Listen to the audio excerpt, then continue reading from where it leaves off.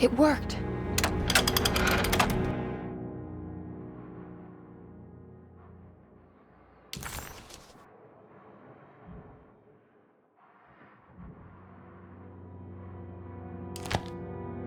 The last guest in the empty room suffered from severe maladaptation.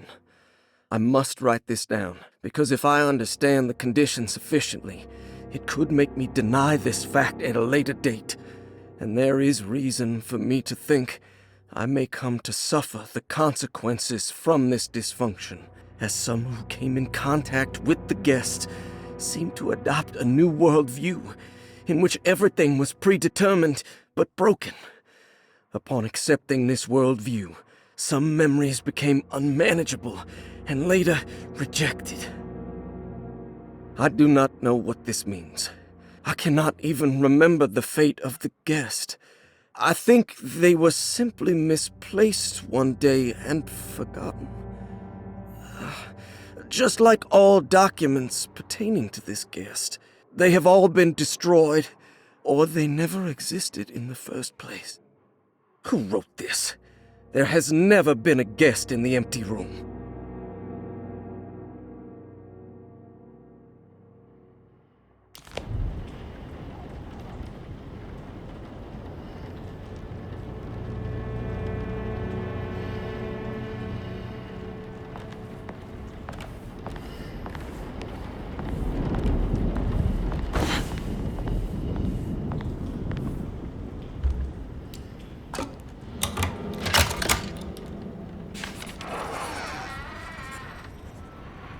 Here we are. Dr. Gray's office. Now let's see if we can find some answers.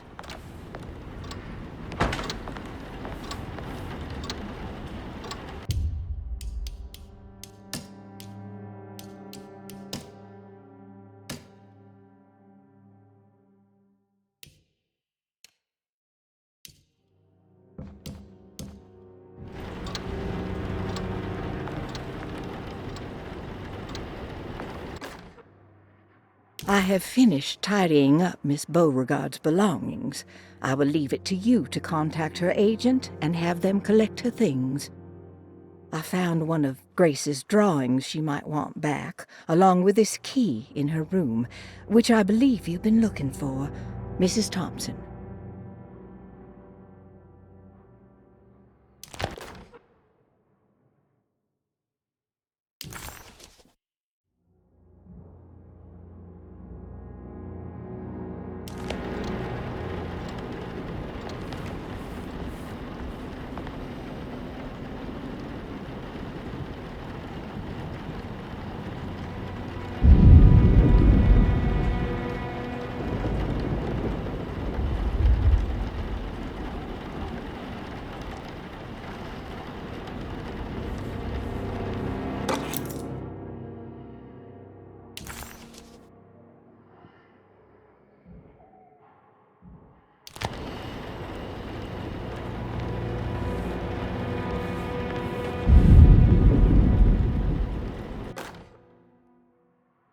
Dearest Dr. Manzetti, I find myself in a losing battle with my patient.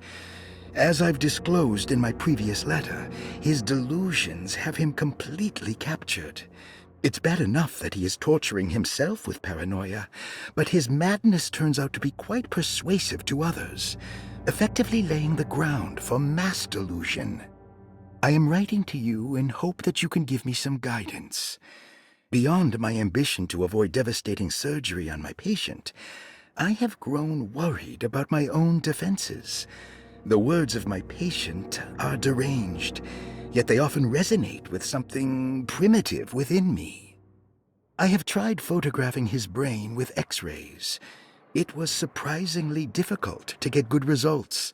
Dark blotches on the plates kept obscuring all details. My patient looked at the bad plates and cried out in terror, telling me the dark areas was the shadow of the worm eating him from inside. I could not see anything out of the ordinary. I hope this is a sign that my mind is not as receptive to the madness as I had feared. After further inquiry, my patient described the shadows inside his mind as some kind of chthonic monstrosity that wants to undermine his sanctuary. This is clearly a reference to a place he calls Teroea, a sort of library or convent that works as a psychological haven. With this imaginary haven threatened by this Chthonian, he has now constructed another, less pleasant hiding spot. Lately, he has been bringing up a metaphor of a steamboat that has run aground, that he feels like he needs to start the engines and reverse, but he is afraid that the hole in the hull would cause the whole ship to sink. I've been watching him turn this metaphor into reality for the last week. He knows it's made up, but he is doubling down, trying to make it a real memory. I feel certain that this is my chance to break through the barriers of his self-deceit.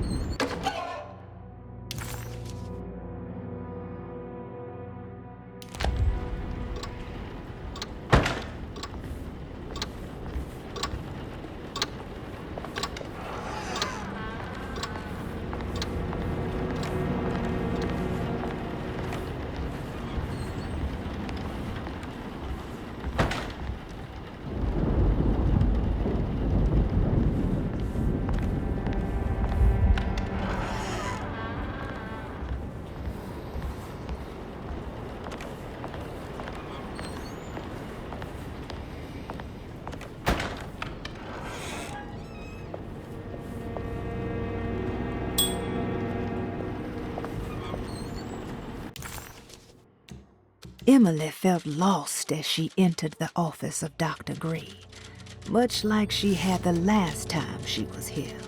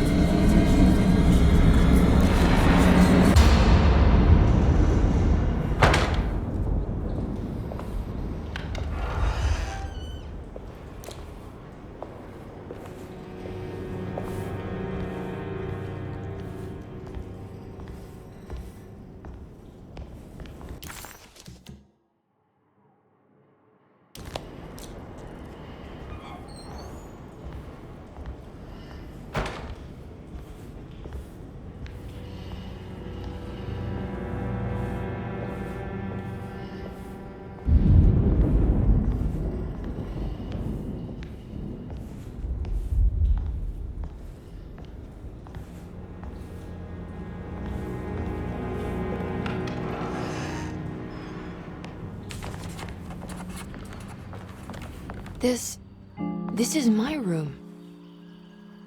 I belong here.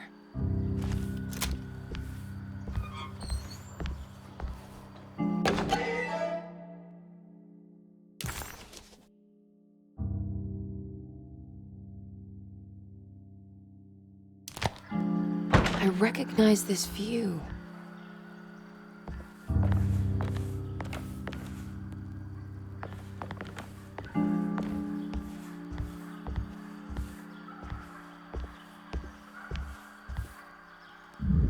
I don't know the combination. Wait, maybe I do.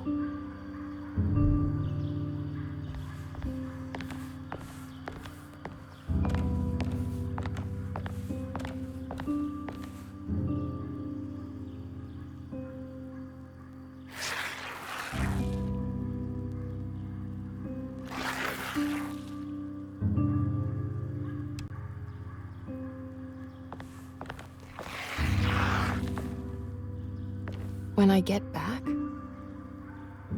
I did this. I wrote that.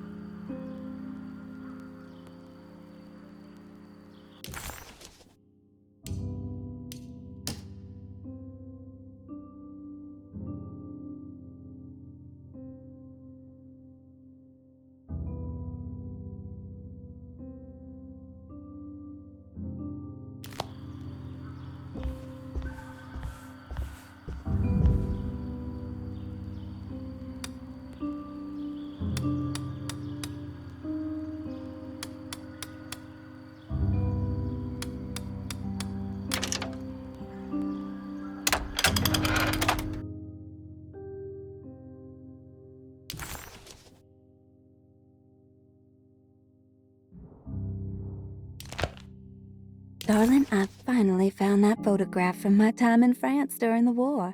I don't expect this to be your fiancé, but it did make me think of him.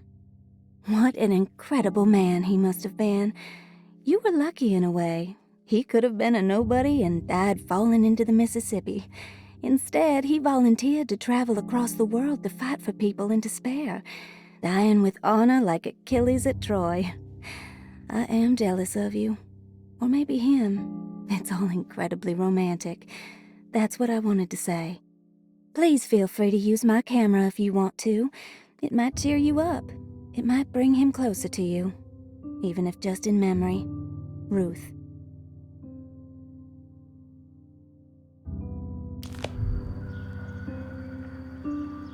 How long have I been here?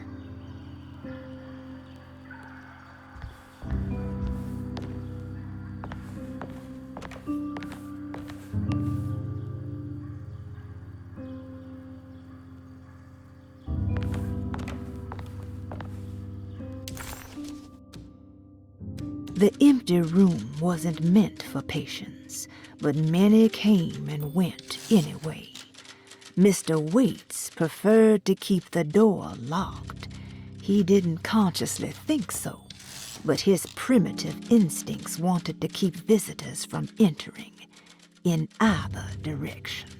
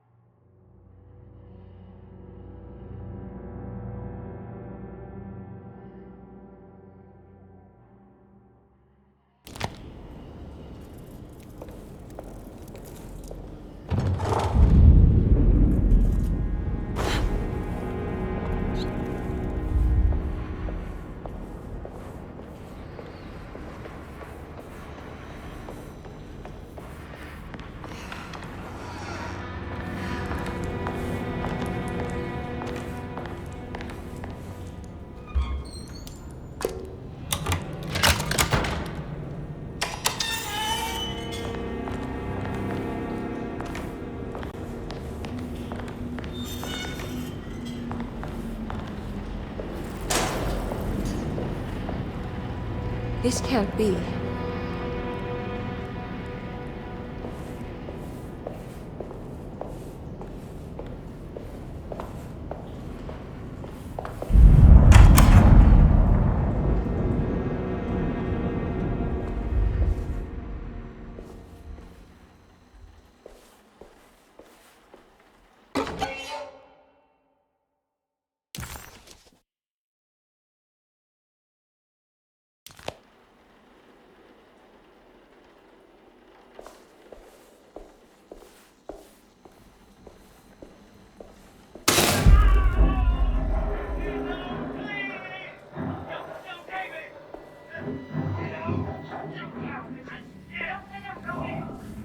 I need the key.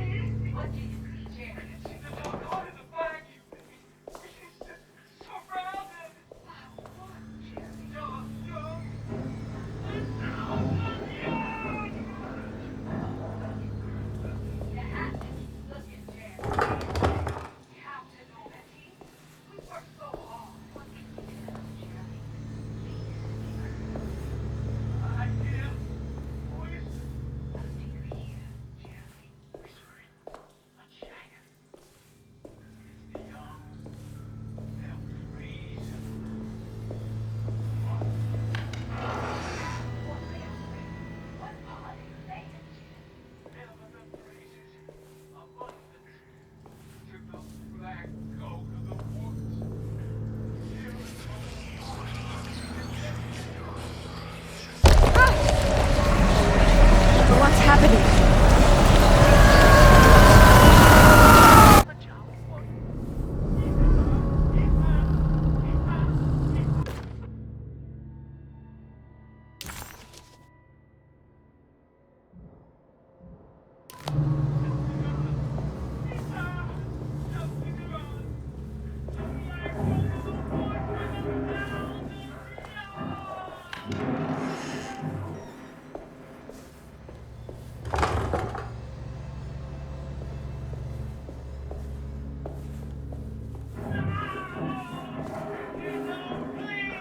I need the key.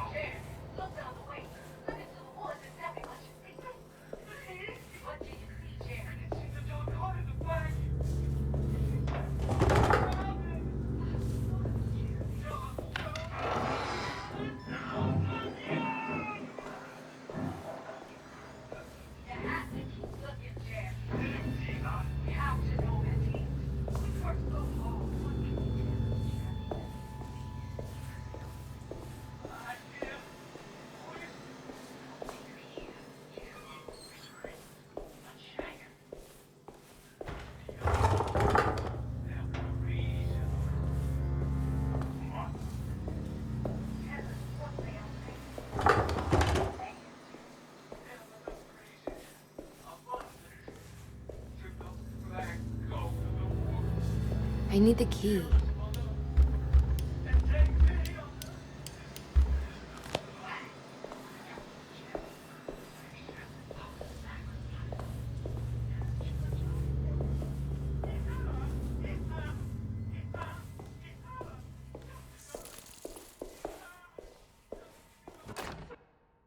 Radiography.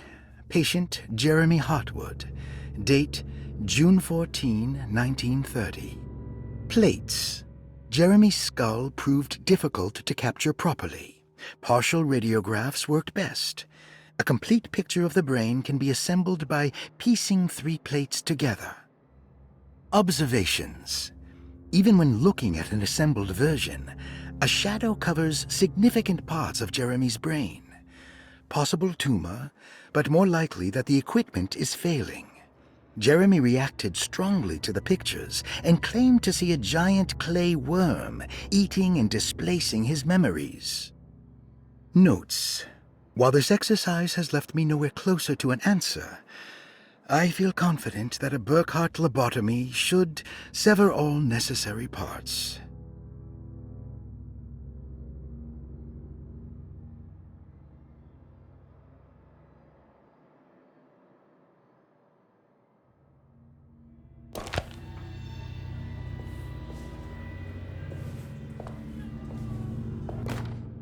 Hypothetical psychosurgery based on the ideas by Burckhardt and the St. Petersburg research could end up saving Jeremy's mind. Severing the connections around the frontal lobe would certainly solve most mental afflictions.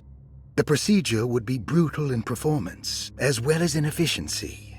An ice pick pushed through the edge of the eye and into the skull would untether the nerves like Alexander cutting the Gordian knot. As this would likely leave Jeremy in a very different condition, all other paths should first be explored.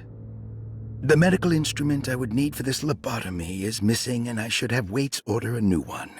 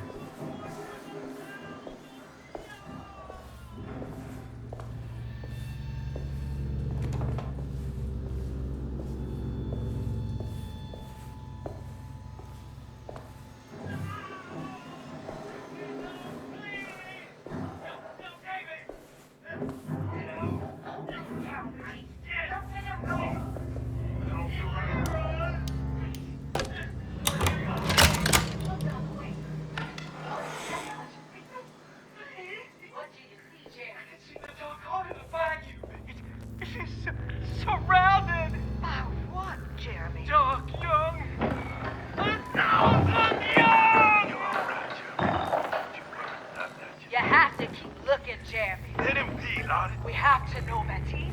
We worked so hard. What can you tell us, Jeremy? Please give us something.